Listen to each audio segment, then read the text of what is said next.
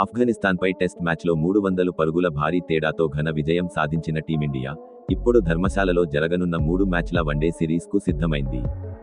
ఈ రోజు మధ్యాహ్నం 1 గంటకు ప్రారంభం కానున్న ఈ మొదటి మ్యాచ్కు వాతావరణం ముప్పు పొంచి ఉంది.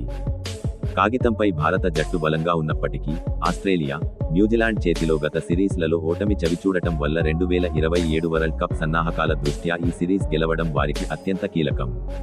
ప్రిన్స్ యాదవ్, హర్ష దూబే వంటి యువ ఆటగాళ్ల ఎంట్రీతో పాటు కోహ్లీ లేని లోటు భర్తీ చేయడానికి ఇషాన్ కిషన్ లాంటి ప్లేయర్లు గట్టి పోటీ పడుతున్నారు. మరోవైపు గత 2 ఏళ్లలో ఒక్క ద్వైపాక్షిక వన్డే సిరీస్ కూడా ఓడిపోకుండా సౌత్ ఆఫ్రికా లాంటి జట్లపై విజయాలతో ఫుల్ జోష్లో ఉన్న ఆఫ్ఘనిస్తాన్ను తక్కువ అంచనా వేయలేం.